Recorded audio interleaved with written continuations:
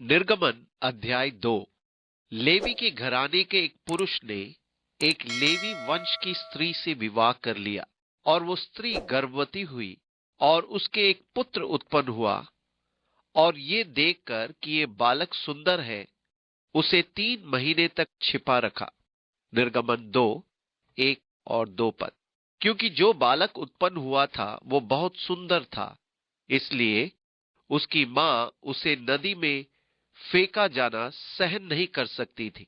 परंतु फिरौन की आज्ञा थी कि बालक उत्पन्न होने पर उन्हें नील नदी में फेंक दिया जाए। परंतु ये बालक इतना सुंदर था कि उसकी मां ने उसे नील नदी में फेंकने की अपेक्षा 3 महीने तक घर में ही छिपा कर रखा था। और जब वो उसे और छिपा न सकी, तब उसके लिए सरकंडों की एक टोकरी लेकर उस पर चिकनी मिट्टी और राल लगाकर उसमें बालक को रखकर नील नदी के तीर पर कांसों के बीच छोड़ आई। निर्गमन 2, 3 पद। दूसरे शब्दों में उसने बालक को नदी में डालने की आज्ञा का पालन किया, परंतु अंतर केवल यही था कि उसने बालक को सरकंडे की एक टोकरी में रखकर नदी में छोड़ दिया। इस टोकरी में उसने चिकनी मिट्टी और राल लगाई थी कि पानी उसमें प्रवेश न कर पाए। उस बालक की बहन दूर खड़ी रही कि देखे उसका क्या हाल होगा। तब फिरौन की बेटी नहाने के लिए नदी के किनारे आई। उसकी सखियां नदी के किनारे किनारे टहलने लगी। तब उसने कांसों के बीच टोकरी को देखकर अपनी दासी को उसे ले आने के लिए भेजा। तब उसने उसे खोल कर देखा कि एक रोता हुआ बालक है। तब उसे तरस आया और उसने कहा, ये तो किसी इब्री का बालक होगा। निर्गमन 2, 4 से 6 पद। इस प्रकार हम परमेश्वर द्वारा सुरक्षित किए जाने की एक सुंदर कहानी यहां देखते हैं। इस बालक को वाटरप्रूफ टोकरी में नदी में रख दिया गया था। उसकी बहन वहीं आसपास झाड़ियों में छिपकर देखने लगी कि उस टोकरी का क्या होगा। ठीक इसी समय पर फिरौन की बेटी नहाने के लिए नदी पर आई। उसकी सखियां उसके साथ थी। उसकी नजर उस टोकरी पर पड़ी और उसने अपनी एक दासी से उसे लाने के लिए कहा। आप समझ सकते हैं कि जब उसने टोकरी को खुलवाया और शिशु मूसा रोने लगा, तब उसकी उत्सुकता बढ़ गई होगी। फिरौन की बेटी को उस पर तरस आया, ये तो किसी इब्री का बालक होगा। तब बालक की बहन ने फिरौन की बेटी से कहा, क्या मैं जाकर इब्री स्त्रियों में से किसी धाई को तेरे पास बुला ले आऊं, जो तेरे लिए बालक को दूध पिलाया करे। निर्गमन 2 का 7। उन दिनों में किसी दूसरी स्त्री को दूध पिलाने के कार्य पर रखना एक आम बात थी। ये धाइयों का काम होता था कि बच्चे को दूध पिलाए, इसके लिए उन्हें परिश्रमिक दिया जाता था। अब क्योंकि बालक रो रहा था, उसे दूध पिलाने की जरूरत थी। बालक की बहन मिरियम, जिसके बारे में हम आगे देखेंगे, वो आई और वस्तु स्थिति को भांपते हुए तुरंत प्रस्ताव रखा, क्या मैं इब्री स्त्रियों में से किसी धाई को बुला लाऊं, जो तेरे लिए बालक को दूध पिलाया करे। फिरौन की बेटी ने कहा, जा। तब लड़की जाकर बालक की माता को बुला ले आई। फिरौन की बेटी ने उससे कहा, तू इस बालक को ले जाकर मेरे लिए दूध पिलाया कर और मैं तुझे मजदूरी दूंगी। तब वो स्त्री बालक को ले जाकर दूध पिलाने लगी। जब बालक कुछ बड़ा हुआ, तब वो उसे फिरौन की बेटी के पास ले गई और वो उसका बेटा ठहरा। और उसने ये कहकर उसका नाम मूसा अर्थात जल से निकाला हुआ रखा कि मैंने इसको जल से निकाला था। निर्गमन 2, 8 से 10 पद। परमेश्वर द्वारा काम करने का तरीका बड़ा ही विचित्र होता है। अब मूसा अपनी मां के घर में पलने लगा। उसकी मां ने उसे बाल्यकाल से ही उसे इब्री प्रथाओं और अपनी राष्ट्रीय पहचान के ज्ञान से भर दिया था। यह निश्चय नीति वचन का एक उत्कृष्ट उदाहरण है।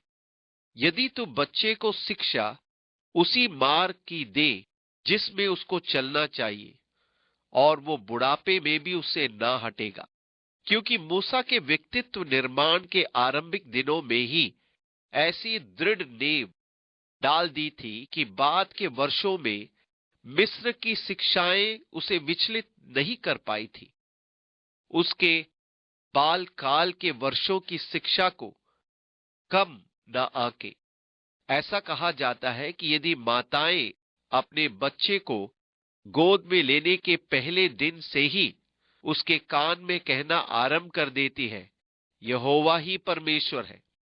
आज मैं बहुत सी माताओं के विषय में सोचता हूं कि वे एक जो सबसे बड़ी बात अपने बच्चे के पालन करने में कर सकती है, वो है बस बच्चों के कानों में फुसफुसाकर कहे, यीशु तुमको प्यार करता है। पौलुस ने तीमुथियुस को लिखा कि उसे किस प्रकार उसकी माता और नानी द्वारा बचपन में पवित्र शास्त्र सिखाया गया था। इस सब को स्मरण रख, क्या ही विरासत। मैं परमेश्वर का धन्यवाद करता हूं कि मुझे भी ऐसी ही विरासत मिली थी। मेरे बालकपन से ही मुझे मेरी मां पवित्र शास्त्र की बातें सिखाए करती थी। वो मुझे सोते समय परियों की कहानी नहीं सुनाती थी। ये अलग बात है कि सामान्य बच्चों की तरह मैंने भी अजीब और गरीब कहानियां सुनी थी। कल्पना करें कि भेड़िया आपकी दादी मां को खा रहा है और फिर लकड़हारा आकर उस भेड़िए के टुकड़े टुकड़े कर देता है। मुझे समझ में नहीं आता कि बच्चों के मन में क्यों ऐसी कहानियों से भय एवं व्यर्थ की बातें अनजाने में भर दी जाती है। बच्चों को ना समझ ना समझे, उन्हें बेतुकी कहानियां सुनाकर ना बहलाए। मेरे माता पिता ने कूड़ा करकट जैसी कहानियों को मेरे दिमाग में न भरकर बुद्धिमान का काम किया। इस प्रकार मैं ये जानते हुए बड़ा हुआ कि परमेश्वर किस प्रकार अपने सब बच्चों की चिंता करता है। किस प्रकार परमेश्वर ने भीमकाय योद्धा को दाऊद के हाथों में कर दिया था।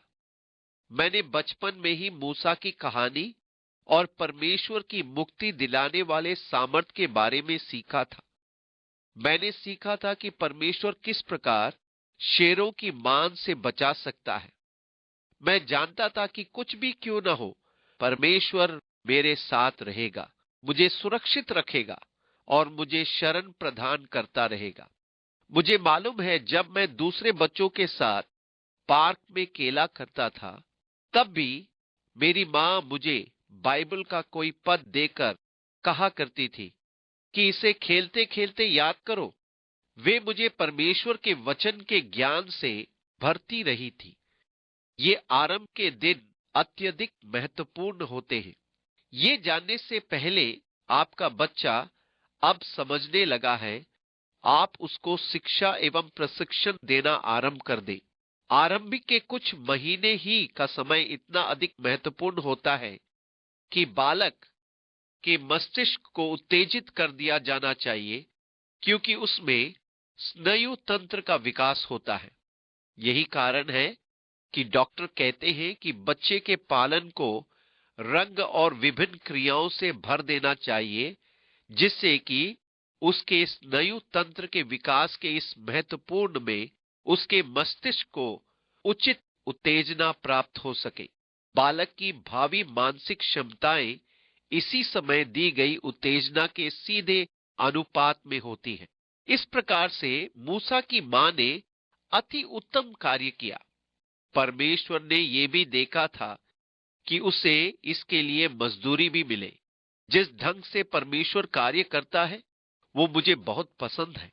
इस प्रकार अपने पुत्र को खो देने के बजाय उसने उसे पा लिया और उसे दूध पिलाने का मजदूरी भी मिला था। फिर वो उसे फिरौन के राज दरबार में ले गई और उसे फिरौन की बेटी के हाथ सौंप दिया। अब उसको मिस्री ढंग से शिक्षा देने का क्रम आरंभ हुआ। इब्रानियों की पुस्तक हमें बताती है कि उसने टोकरी नुमा छोटी नाव बनाकर विश्वास द्वारा नदी में रख दी थी। विश्वास ही के द्वारा उसने फिरौन की आज्ञा नहीं मानी थी, पर एक टोकरी में राल लगाकर उसमें बच्चे को लिटाकर नदी में छोड़ आई थी। विश्वास के द्वारा जब मूसा जवान हुआ, तब उसने फिरौन की पुत्री का पुत्र कहलाने से इनकार कर दिया था, या फिर मिस्रियों के साथ अपनी पहचान किए जाने से इनकार कर दिया था, परंतु उसने परमेश्वर के लोगों के साथ अपनी पहचान को दर्शाया था, इसलिए कि उसे पाप में थोड़े दिन के सुख भोगने से परमेश्वर के लोगों के साथ दुख भोगना अधिक उत्तम लगा। उसने मसीह के कारण निंदित होने को मिस्र के भंडार से बड़ा धन समझा, क्योंकि उसकी आंखें फल पाने की ओर लगी थी। इससे स्पष्ट हो जाता है कि तमाम राजसी सुख सुविधा को त्यागने के पीछे मूसा की पृष्ठभूमि कितनी मजबूत रही होगी। न केवल एक मजबूत पृष्ठभूमि, पर नियति का एक भाव, और इन लोगों के लिए परमेश्वर का उद्देश्य मूसा के मन में भरा था। इसलिए जब मूसा जवान हुआ और अपने लोगों के बीच में गया, इसका अध्ययन हम थोड़ी देर बाद करेंगे, और उसने एक मिस्री को एक इस्राएली पर अत्याचार करते देखा, तब उसने उस मिस्री को मार डाला। दूसरे दिन जब वो फिर अपने लोगों के बीच में गया और दो इस्राएलियों को आपस में मारपीट करते देखा, तब उसने मारने वाले से कहा, तू क्यों अपने भाई को मार रहा है? उसने कहा, किसने तुझे हम पर हाकिम और न्यायी ठहराया है? जिस भांति कल तूने मिस्री को घात किया, क्या उसी भांति तू मुझे भी घात करना चाहता है? प्रेरितों के काम में स्तिफनुस के प्रचार पर ध्यान देने पर हम पाते हैं, मूसा ने सोचा कि उसके भाई समझेंगे कि परमेश्वर उसके हाथों से उनका उद्धार करेगा। अर्थात मूसा ने सोचा था कि वे इस बात को समझेंगे कि परमेश्वर उसके द्वारा उन्हें गुलामी से छुड़ाएगा, परंतु वे न समझे। उसमें उन आरंभिक वर्षों में नियति का ऐसा भाव भरा था। आइए आगे बढ़े।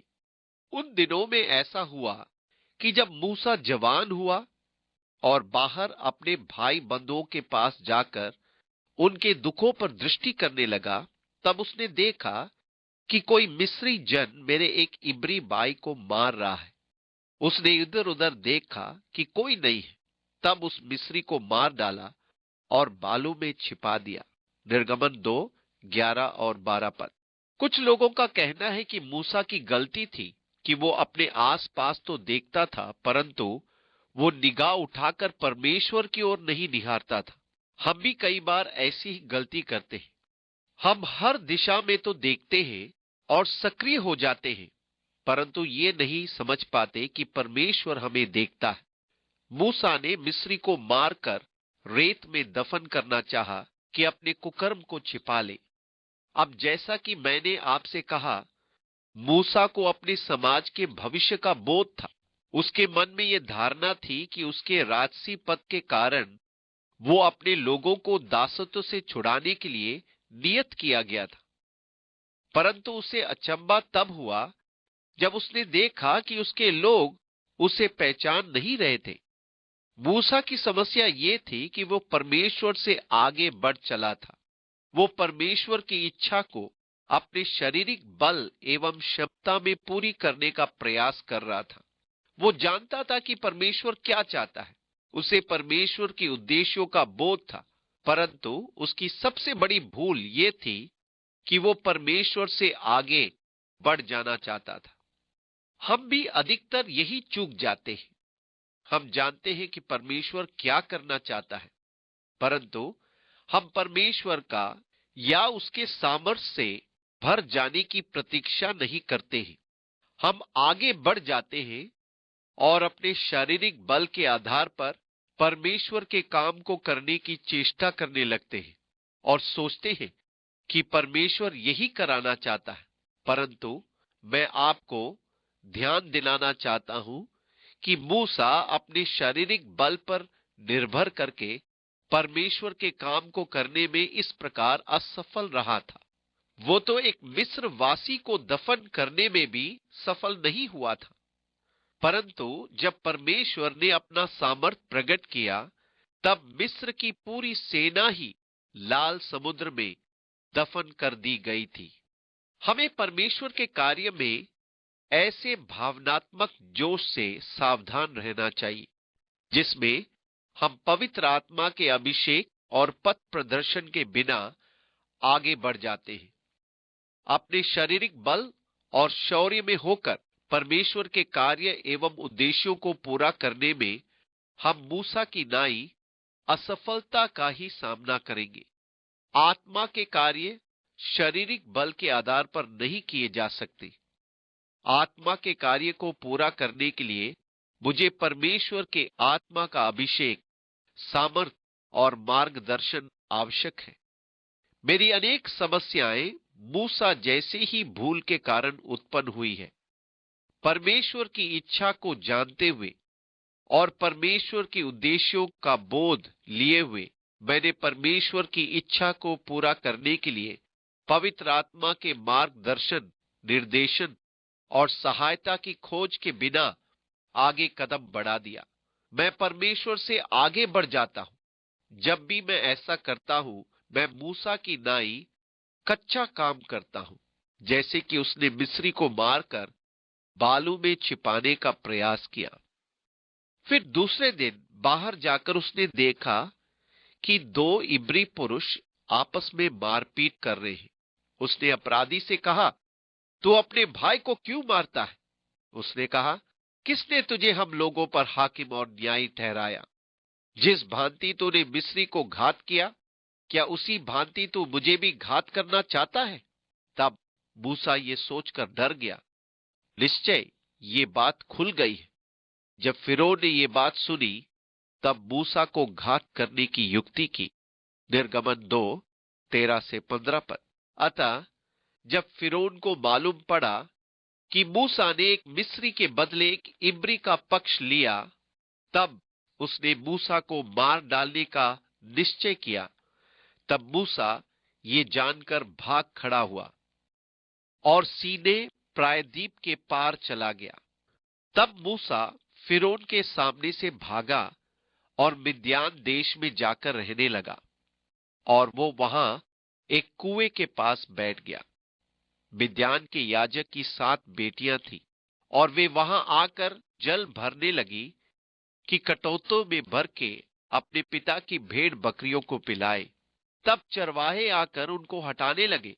मूसा तो कुएं के पास बैठा था, और वो देख रहा था कि किस प्रकार पुरुष चरवाहे उन लड़कियों को जबरदस्ती हटाकर अपनी भेड़ों को पहले पानी पिलाना चाहते थे। मूसा देख रहा था कि ये सब क्या हो रहा था। इस पर मूसा ने खड़े होकर उनकी सहायता की और भेड़ बकरियों को पानी पिलाया। जब वे अपने पिता रूएल के पास लौट आई, तब उसने उनसे पूछा, क्या कारण है कि आज तुम इतनी जल्दी लौट आई हो? उन्होंने कहा, एक मिस्री पुरुष हमको चरवाहों के हाथ से छुड़ाया और हमारे लिए बहुत जल भर के भेड़ बकरियों को पिलाया। तब उसने अपनी बेटियों से कहा, वो पुरुष कहाँ है? तुम उसको क्यों छोड़ आई हो? उसको बुला ले आओ कि वो भोजन करे। एक प्रकार का बद्दू अतिथ्य सत्कार किया, और मूसा उस पुरुष के साथ रहने को प्रसन्न हुआ। उसने अपनी बेटी सिपोरा का विवाह कर दिया। उसके एक पुत्र उत्पन्न हुआ। तब मूसा ने ये कहकर, मैं अन्य देश में परदेशी हूं, उसका नाम गेर्शोम रखा। बहुत दिनों के बीतने पर मिस्र का राजा मर गया।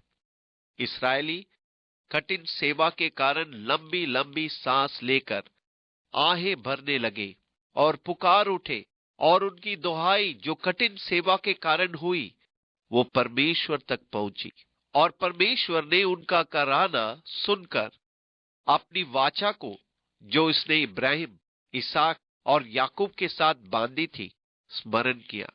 और परमेश्वर ने इस्राएलियों पर दृष्टि करके उन पर चित्त लगाया। निर्गमन 2:15-25 पद 22 और पद 23 के बीच में लगभग 40 वर्षों का अंतराल है। बहुत दिनों के बीतने पर